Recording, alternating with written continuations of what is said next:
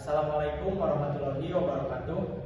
Perkenalkan, nama saya Rian Hafid dengan NPM 2421031111039. Di sini saya sebagai moderator akan membantu berjalannya presentasi matkul agama yang berjudul Sumber Pokok Ajaran Islam, yaitu Al-Quran dan Hadis.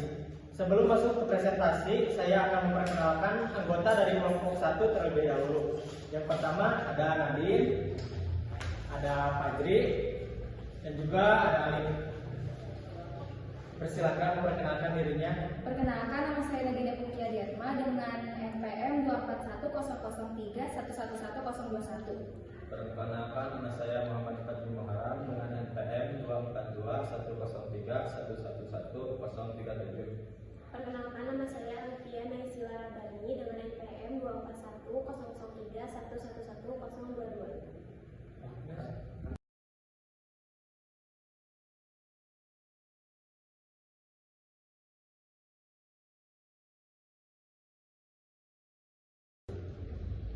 Pengertian Al-Quran.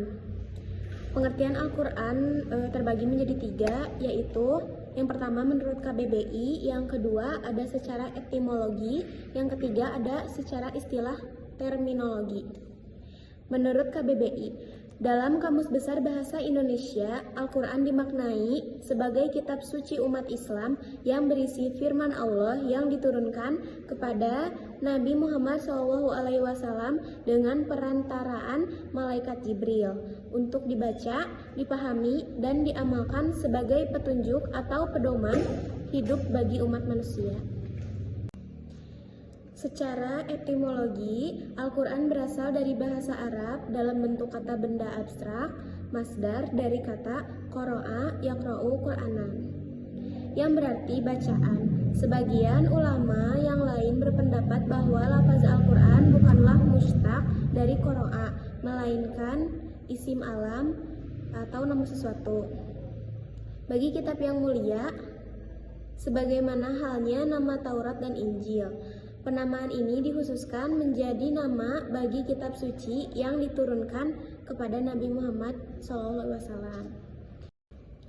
Secara terminologi atau secara istilah, Al-Quran Al-Karim adalah firman Allah Subhanahu wa Ta'ala berbahasa Arab yang diturunkan kepada Nabi Muhammad SAW, penutup para nabi dan rasul, merupakan mukjizat secara lafal dan makna dengan perantaraan malaikat Jibril alaihissalam, dan ditulis pada mushaf-mushaf yang kemudian disampaikan kepada kita secara mutawatir, serta membaca dan mempelajarinya merupakan ibadah yang dimulai dari surat Al-Fatihah dan ditutup dengan surat An-Nas. Pembagian dan sejarah Al-Quran. Al-Quran terbagi ke dalam 30 juz, 114 surat, dan 626 ayat. Setiap surat akan terdiri atas beberapa ayat, yang dimana surat terpanjang dengan 286 ayat yaitu surat Al-Baqarah, dan surat terpendek hanya memiliki 3 ayat yaitu surat Al-Kautsar. Mengenai jumlah ayat dalam Al-Quran yang mencapai 626 ayat, di mana jumlah ini dapat bervariasi menurut pendapat tertentu, namun bukanlah disebabkan perbedaan isi, melainkan karena cara aturan menghitung yang diterapkan. Al-Quran tidak disusun secara kronologis penurunannya atau tidak disusun urutannya sesuai dengan diturunkannya. 5 ayat pertama diturunkan pada malam 17 Ramadan yang bertepatan dengan nuzulul Quran ketika Nabi Muhammad berusia 40 tahun, yang terletak di surat Al-Alaq, surat ke-96 ayat 1-5. Ayat terakhir diturunkan di Padang Arafah ketika Nabi Muhammad SAW berusia 63 tahun pada tanggal 9 Zulhijjah tahun ke-10 Hijrah, terletak di surat Al-Maidah ayat ketiga. Ditinjau dari segi masa atau tempat penurunannya, Al-Quran dibagi atas 2 golongan. Yang pertama surat Makkiyah. Surat Al-Quran atau ayat-ayat diturunkan di Mekah sebelum Nabi Muhammad SAW hijrah ke Madinah. Ayat-ayat Makkiyah ini umumnya pendek-pendek, merupakan 19 dari 30 juz dari isi Al-Quran. Jumlah ayatnya sekitar 4.780 ayat. Dalam ayat-ayat Makkiyah biasanya diawali dengan kata ya ayyuhan nas yang mengandung hal-hal pokok dalam ajaran Islam yang berhubungan dengan keimanan, ketauhidan, pahala, kisah-kisah umat terdahulu, dan pengajaran budi pekerti. Yang kedua, Madaniyah. Surat Al-Quran, ayat-ayat yang diturunkan di Madinah atau sesudah Nabi Muhammad SAW hijrah ke Madinah. Biasanya ayat-ayatnya panjang-panjang, merupakan 11 dari 30 juz dari isi Al-Quran. Jumlah ayatnya 1456, terdapat perkataan ya ayyuhalladzina amanu, mengandung hal-hal yang berhubungan dengan syariah, muamalah, sosial, dan ketatanegaraan. Bangsa Arab ketika Al-Quran turun bukan bangsa yang terbiasa dengan budaya baca tulis, dan Nabi Muhammad merupakan seorang ummi atau tidak membaca dan menulis. Namun demikian penulisan Al-Quran sudah dimulai sejak zaman Nabi Muhammad. Kemudian transformasinya menjadi teks seperti yang dijumpai saat ini selesai dilakukan pada zaman Khalifah Utsman bin Affan. Yang pertama, pada masa ketika Nabi Muhammad SAW masih hidup, terdapat beberapa orang yang ditunjuk oleh Nabi Muhammad untuk menuliskan Al-Quran, yaitu Zaid bin Sabit, Ali bin Abi Thalib, Muawiyah bin Abu Sufyan, dan Ubay bin Ka'ab. Yang kedua, pada masa Khalifah Abu Bakar As-Siddiq terjadi beberapa pertempuran yang mengakibatkan tewasnya beberapa penghafal Al-Quran dalam jumlah yang banyak. Umar bin Khattab yang saat itu merasa khawatir akan keadaan tersebut, lantas meminta kepada Abu Bakar untuk mengumpulkan seluruh tulisan yang tersebar di antara para sahabat. Abu Bakar lantas memerintahkan Zaid bin Sabit sebagai koordinator pelaksana tugas tersebut. Setelah pekerjaan tersebut selesai dan Al-Quran tersusun secara rapi dalam satu mushaf, hasilnya diserahkan kepada Abu Bakar dan disimpan di Abu Bakar sampai Abu Bakar meninggal. Yang ketiga, pada masa pemerintahan Khalifah ketiga, yakni Utsman bin Affan. Pada masa ini terdapat keragaman dalam pembacaan Al-Quran atau qiraat yang disebabkan oleh perbedaan dialek antar suku yang berasal dari bahasa daerah berbeda-beda. Hal ini menimbulkan kekhawatiran Utsman sehingga ia mengambil kebijakan untuk membuat sebuah mushaf standar yang ditulis dengan sebuah jenis penulisan yang baku. Standar tersebut yang kemudian kita kenal dengan standar cara penulisan Utsmani. Lanjut, kandungan isi Al-Quran. Yang pertama, akidah. Akidah merupakan ajaran inti dari agama Islam yang berupa nilai-nilai keyakinan terhadap Allah sebagai Tuhan. Dalam akidah dibahas segala sesuatu hal yang harus diyakini oleh seorang muslim yang diantaranya terdapat pada rukun iman yang 6. Yang kedua, ibadah. Ibadah merupakan segala aktivitas yang diarahkan dan ditujukan untuk ketaatan, pasrahan dan penghambaan kepada Allah, seperti sholat, puasa, zakat, dan haji. Yang ketiga, muamalah, yaitu tata cara hubungan atau interaksi manusia dengan manusia berdasarkan aturan Allah. Di dalam muamalah ini terdapat seperti tentang riba, utang piutang, dan jual beli. Yang keempat, akhlak, yaitu pola perilaku manusia baik lahir maupun batin. Allah menyariatkan kepada kita sebagai muslim untuk memiliki akhlak yang baik dan meninggalkan akhlak yang buruk. Di antaranya berbuat adil, kasih sayang, dermawan, sabar, dan tawakal. Yang kelima, hukum, seperti hukum waris, pernikahan, larangan mencuri, larangan meminum khamar, dan lain sebagainya. Yang keenam, ada sejarah atau kisah-kisah umat terdahulu. Sejarah merupakan peristiwa yang telah terjadi pada masa lampau. Di dalam setiap peristiwa sejarah terdapat hikmah atau pelajaran bagi generasi selanjutnya. Al-Quran banyak mengisahkan umat-umat terdahulu dari mulai Nabi Adam sampai Nabi Isa beserta umatnya yang taat maupun durhaka kepada Allah serta akibat dari perbuatan mereka. Yang ketujuh, dasar-dasar ilmu pengetahuan seperti proses terjadinya hujan, dan yang terakhir, informasi tentang hal gaib. Interaksi dengan Al-Quran. Sebagai seorang muslim, kita memiliki kewajiban untuk berinteraksi dengan Al-Quran sebagai pedoman hidup. Di dalam Al-Quran mengandung banyak keutamaan dan keberkahan yang kita bisa dapatkan dengan melalui interaksi dengannya. Berikut tuntutan interaksi seorang muslim terhadap Al-Quran. Yang pertama, mengimani Al-Quran. Yang kedua, mempelajari Al-Quran. Yang ketiga, mengamalkan Al-Quran. Dan yang keempat, dengan mendakwahkan Al-Quran. Yang pertama tadi ada mengimani Al-Quran. Mengimani Al-Quran berarti meyakini bahwa Al-Quran adalah kalamullah yang diturunkan kepada Nabi Muhammad SAW. Dengan kebenaran yang diturunkan kepada Nabi Muhammad SAW tidak meragukan sedikit pun kandungan yang ada di dalamnya, baik secara huruf maupun makna.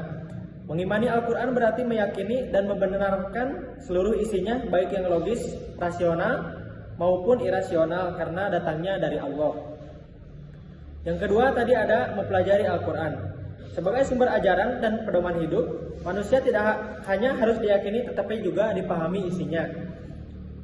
Dalam hal mempelajari Al-Quran, kita bisa melalui beberapa tahapan atau aktivitas sebagai berikut ini. Yang pertama dengan mendengarkan. Dalam surat An-Nahl ayat 78, Allah menciptakan pendengaran bagi manusia lebih dahulu daripada penglihatan dan hati. Ini menunjukkan bahwa indera yang paling mudah dan sering digunakan oleh manusia. Informasi lebih mudah diterima indera pendengaran dibanding yang lain. Seperti yang ditekankan Allah dalam Al-Quran surah Al-A'raf ayat 7, bagi kita bahwa setiap kali dibacakan ayat suci Al-Quran, kita diperintahkan mendengarkannya dengan baik dan memperhatikannya. Yang kedua, dengan membacanya. Membaca Al-Quran merupakan kegiatan yang tidak boleh ditinggalkan oleh seorang muslim, karena ayat Al-Quran diturunkan pertama kali adalah perintah tentang membaca, yaitu Iqra. Membaca adalah kegiatan di mana panca indera Al-Quran. Balasan bagi yang membaca Al-Quran adalah 1 huruf sebanding dengan 10 kebaikan. Yang ketiga, dengan memahami. Memahami Al-Quran adalah dengan mengikuti bunyi atau tulisan yang ada dalam Al-Quran secara dohir. Sedangkan memahami lebih dari itu, kita menangkap pesan ayat Al-Quran secara lahir dan maknawi. Seperti contoh, kita membaca ayat tentang waktu, surat Ad-Duha. Kita mampu memahami bahwa kita dituntut untuk menghargai waktu dan disiplin terhadap waktu dan sebagainya. Yang keempat, dengan menghafal. Menghafal adalah kegiatan memindahkan tulisan ke dalam ingatan hati manusia. Keutamaan Al-Quran diantaranya adalah kitab suci yang mudah dihafal, diingat dan dipahami. Al-Quran diturunkan dalam bentuk bahasa Arab karena bahasa Arab memiliki banyak keunggulan dibanding bahasa yang lain, diantaranya bahasanya yang pasif, jelas, memiliki keluasan kosakata dan lain-lain. Yang ketiga, dari interaksi seorang muslim terhadap Al-Quran ada dengan mengamalkan Al-Quran. Yang tidak kalah penting dari kegiatan interaksi seorang muslim terhadap Al-Quran adalah mengamalkannya. Al-Quran sebagai pedoman hidup tidak memiliki artinya apabila tidak diamalkan. Yang keempat, dengan mendakwahkan Al-Quran. Dakwah berasal dari kata bahasa Arab, yaitu dakwah yang artinya memanggil, menyeru, dan mengajar. Pengertian hadis. Hadis secara etimologis memiliki makna 3. Yang pertama, jadid, yaitu yang baru. Qorib, yaitu yang dekat atau yang belum lama terjadi. Dan khobar, yaitu sesuatu yang dipercakapkan dan dipindahkan dari seseorang kepada seseorang yang lain. Adapun pengertian hadis secara terminologis menurut ahli hadis berbunyi, kullu ma usira anni nabi sallallahu alaihi wasallam min qablin au fi'lin au takririn au sifatin hulkiyatin au hulukiyatin. Yang berarti segala sesuatu yang diberitakan dari Nabi Muhammad SAW, baik berupa sabda, perbuatan, takriri, sifat-sifat, dan hal ihwal Nabi. Adapun istilah lain sumber ajaran Islam, yang pertama ada sunnah. Sunnah secara bahasa berarti jalan yang ditempuh baik terpuji atau tidak. Secara istilah, sunnah adalah sesuatu yang dinukilkan kepada Nabi Muhammad berupa perkataan, perbuatan, sifat, ketetapan perjalanan hidup, dan kondisi Nabi Muhammad SAW ketika beliau hidup baik sebelum menjadi Rasul atau sesudahnya. Yang kedua ada hadis. Hadis merupakan berita, reportase atau dokumentasi secara informatif yang terkabarkan secara turun-temurun melalui periwayatan. Hadis juga meliputi perkataan, perbuatan, dan ketetapan Nabi Muhammad SAW. Secara umum, para ulama memberikan pandangan antara sunnah dan hadis memiliki makna yang sama, namun lebih luas sunnah daripada hadis. Karena semua sunnah Nabi belum tentu melewati periwayatan tersampaikan kepada kita. Yang ketiga ada khobar. Secara bahasa berarti kabar atau warta yang disampaikan dari seorang kepada orang lain. Menurut istilah, khobar merupakan kabar atau warta yang berasal dari Nabi Muhammad, para sahabat, dan tabi'in. Sehingga sebagian ulama berpendapat bahwa khobar lebih umum dari sunnah dan hadis karena meliputi kabar yang datang dari sahabat tabi'in. Yang keempat ada asar. Secara bahasa berarti bekas atau sisa. Secara istilah hampir sama pengertiannya dengan khobar, namun sebagian pendapat menggunakan istilah asar lebih dikhususkan kepada sesuatu yang dinukil dari selain Nabi Muhammad, yaitu para ulama, salaf, tabi'in, dan para sahabat.